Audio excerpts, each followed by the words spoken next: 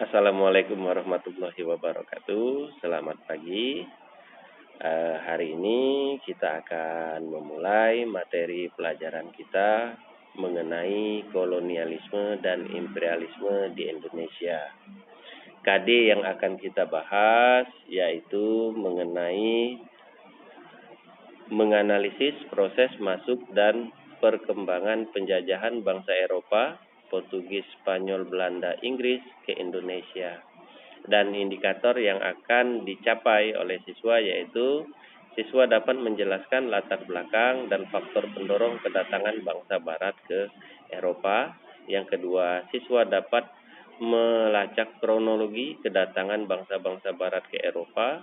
Yang ketiga, siswa dapat menjelaskan sikap bangsa Indonesia dalam menerima kedatangan bangsa-bangsa barat. Yang keempat, siswa dapat menganalisis jalur pelayaran dan kedatangan bangsa-bangsa barat ke Indonesia. Yang kelima, siswa dapat menganalisis VOC. Yang keenam, siswa dapat menganalisis kebijakan pemerintah kolonial. Nah, untuk keterampilannya yang ingin dicapai yaitu mengelola informasi tentang proses masuk perkembangan penjajahan bangsa Eropa, Portugis, Spanyol, Belanda, Inggris ke Indonesia dan menyajikan dalam bentuk cerita sejarah. Yang akan dicapai oleh siswa yaitu siswa dapat mereview tentang proses masuk dan perkembangan penjajahan bangsa Eropa ke Indonesia dalam bentuk artikel sejarah.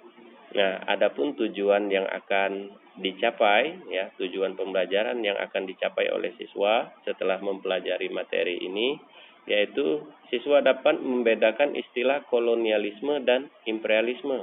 Yang kedua, siswa mampu menganalisis latar belakang kedatangan bangsa barat ke Nusantara. Yang ketiga, siswa mampu menganalisis tujuan kedatangan bangsa barat ke Nusantara. Dan yang keempat, mengidentifikasi beberapa peninggalan bangsa barat di lingkungan sekitar. Oke ya, kita akan masuk ke pokok pembahasan kita. Pokok pembahasan kita yang pertama mengenai pengertian kolonialisme. Apa sih itu kolonialisme? Nah, kalau di sini sudah Bapak ringkaskan, ya. Kolonialisme berasal dari kata koloni. Koloni dalam bahasa Latin artinya pemukiman. Dalam arti kata, kolonialisme adalah upaya yang dilakukan negara-negara penguasa dalam rangka menguasai suatu daerah atau wilayah untuk mendapatkan sumber daya. Ini disebut sebagai kolonialisme. Kolonialisme umumnya dilakukan oleh negara-negara yang memiliki kekuatan militer yang kuat. Contohnya seperti Portugis, Spanyol, Belanda, dan Inggris. Negara-negara tersebut berhasil menguasai negara-negara lainnya termasuk Indonesia. Sedangkan untuk imperialisme merupakan istilahnya yang berasal dari kata imperator yang artinya memerintah. Nah, artinya imperialisme itu adalah suatu sistem dunia politik yang bertujuan untuk menguasai negara lain dalam memperoleh kekuasaan atau keuntungan dari negara yang dikuasainya. Jadi, yang membedakan antara kolonialisme dan imperialisme, walaupun kedua istilah ini tujuannya sama-sama ingin menjajah negara lain, ya. Kalau kolonialisme berarti itu wilayahnya, ya. Wilayahnya yang dijajah, wilayahnya yang dikuasai oleh negara lain. Dan imperialisme yaitu mengenai berbagai aturan kebijakan yang diharuskan atau yang dikhususkan untuk negara yang dijajah. Jadi negara penjajah berhak memerintah negara yang dijajah. Sedangkan untuk kolonialisme sendiri tadi yaitu hanya penguasaan wilayahnya saja, tidak memberikan berbagai aturan-aturannya. Ya. Selanjutnya, imperialisme itu terbagi menjadi dua. Yang pertama imperialisme kuno, yang kedua imperialisme modern. Nah, imperialisme kuno ini muncul sebelum revolusi industri di Inggris yang terdorong oleh 3G, yaitu gold, gospel, dan glory. Gold sendiri ini artinya kekayaan, gospel itu artinya agama, dan glory itu artinya kejayaan.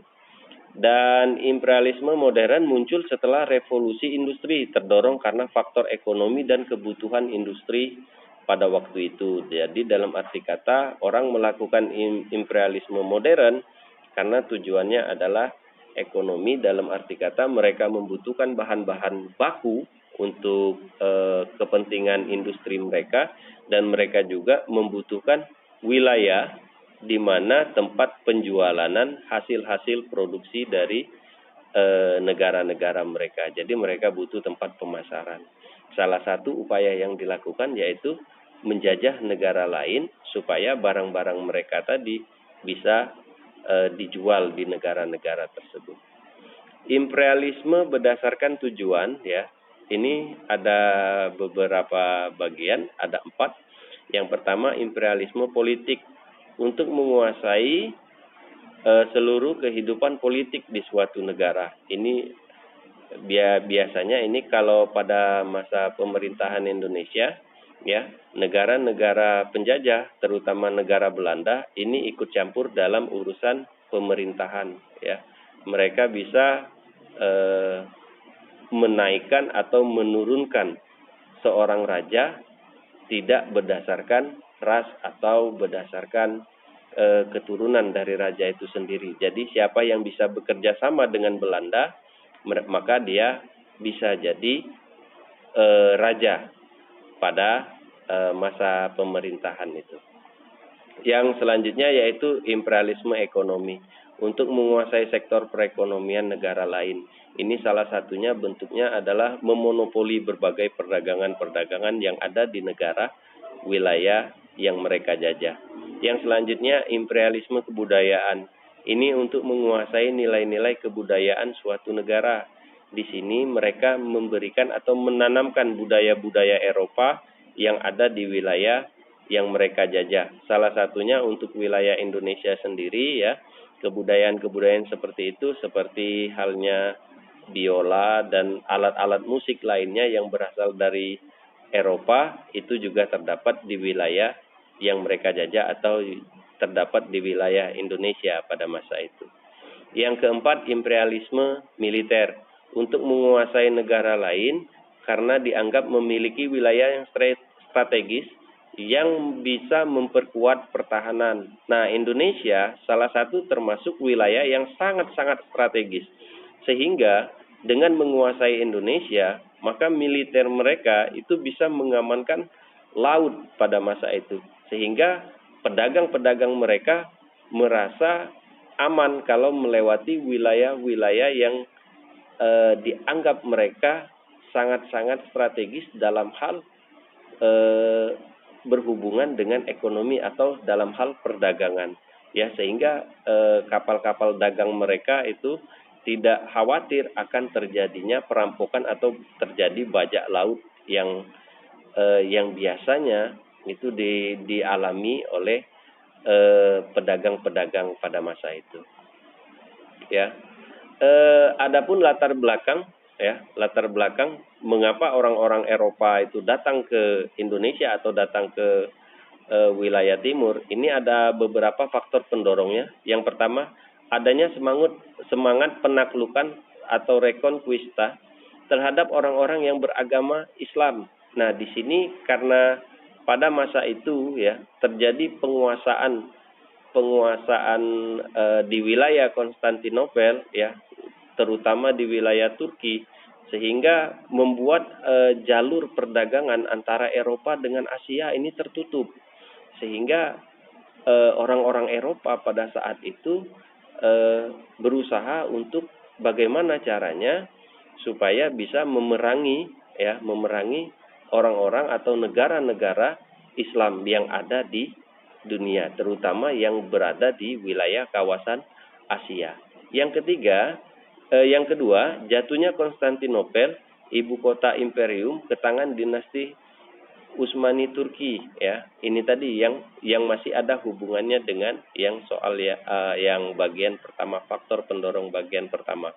Karena Konstantinopel sudah jatuh ke tangan kerajaan Islam. Yang ketiga, adanya keinginan mengetahui lebih jauh mengenai rahasia alam semesta, keadaan geografi, dan bangsa-bangsa yang tinggal di belahan bumi lainnya. Nah, keingintahuan ini salah satu faktor penyebabnya, yaitu di Eropa sudah banyak sekali bermunculan berbagai teori-teori mengenai bumi. Sehingga untuk membuktikan itu maka mereka melakukan berbagai penjelajahan agar teori mereka itu bisa dianggap benar. Dan keempat, adanya keinginan untuk mendapatkan rempah-rempah, ya, karena Eropa itu wilayahnya yang musiman dan juga tidak cocok dengan dengan tumbuhan rempah-rempah, sehingga mereka mencari rempah-rempah di wilayah sumbernya atau wilayah-wilayah yang ada di Indonesia. Dan di Eropa sendiri harga rempah-rempah juga ini sangat-sangat tinggi, ya, sehingga mereka membutuhkan rempah-rempah langsung dari sumbernya agar bisa mendapatkan harga yang lebih murah dan bisa mendapatkan keuntungan apabila akan dijual kembali selain untuk kebutuhan mereka. Dan kelima, ini kisah penjelajahan Marco Polo dari mulai 1254 sampai dengan 1324. Seorang pedagang dari Venesia, Italia ke Cina yang dituangkan dalam buku Book of Various Experience. Di sini Marco Polo menceritakan bagaimana mengenai perjalanan mereka dari Italia sehingga ke Cina. Jadi mereka menelusuri jalur-jalur yang sudah pernah dilalui Marco Polo untuk mereka buktikan atau melihat sendiri wilayah-wilayah yang sudah disinggahi tersebut. Yang keenam yaitu memperoleh keuntungan dan kekayaan sebanyak-banyaknya. Nah, ini tadi yang berhubungan dengan keinginan untuk mendapatkan rempah-rempah, ya. Mereka akan datang langsung ke sumbernya sehingga mereka bisa mendapatkan keuntungan yang besar dari sana apabila rempah-rempah tersebut akan dijual ke wilayah Eropa. Dan yang ketujuh, adanya teori Copernicus Galileo bahwa bumi itu bulat. Ini sebagai bentuk pembuktian. Dan pembuktian ini akhirnya dinyatakan kebenarannya setelah Christopher Columbus mengelilingi bumi dari arah yang sebaliknya. Karena selama ini orang mengelilingi bumi dari arah timur, sehingga Christopher Columbus mengelilingi bumi ini dimulai dari arah barat. Sehingga disinilah yang bisa menentukan menjadi ilmu pengetahuan untuk dunia bahwa bumi itu bulat. Yang ke-8 yaitu semangat 3G, gold, emas, glory, kejayaan, dan gospel, itu dalam hal penyebaran agama Nasrani seperti yang sudah dijelaskan pada awal tadi, ya. Yang selanjutnya yaitu kemajuan di bidang ilmu pengetahuan teknologi, terutama pada teknologi pembuatan kapal dan navigasi. Dalam arti kata, setelah mereka menemukan kompas, mereka sudah mulai belajar. Sebenarnya bukan hanya kompas yang pada saat itu ditemukan, banyak sekali sains yang mereka temukan, sehingga untuk pembuktian itu mereka melakukan berbagai penjelajahan. Nah, ini salah satu peninggalan Eropa atau imperialisme dan kolonialisme yang ada di Indonesia. Salah satunya yaitu Istana Bogor. Nah, di sini kalau kita lihat ornamennya, ini sangat khas sekali dengan bangunan-bangunan yang ada di Eropa. Nah, yang selanjutnya ini yang terdapat di wilayah kita, yaitu di wilayah Tempilang, tepatnya di Bangka Barat, ya. Di sini dinamakan situs Benteng Kota. Nah, di sini ini adalah salah satu peninggalan bangsa Belanda. Ini juga dijadikan sebagai benteng pertahanan orang-orang Belanda dan juga sebagai gudang orang-orang Belanda pada saat mereka berada di Bangka untuk memonopoli perdagangan yang utama pada saat itu yaitu lada. Nah, yang selanjutnya ini ada benteng Vanderburg. Ini yang terdapat di wilayah Yogyakarta. Ini tujuannya sama. Sebagai tempat pertahanan juga dijadikan sebagai gudang bagi bangsa Belanda untuk menyimpan hasil rempah-rempah yang sudah mereka dapatkan. Lalu mereka bisa mengirimnya ke Eropa. Nah, dari sini nanti ke depan kita akan membahas mengenai VOC-nya, ya, bagaimana bisa terbentuk VOC sehingga baru dalam bentuk Indonesia masa penjajahan Belanda. Oke ya, sampai di sini dulu. Wassalamualaikum warahmatullahi wabarakatuh.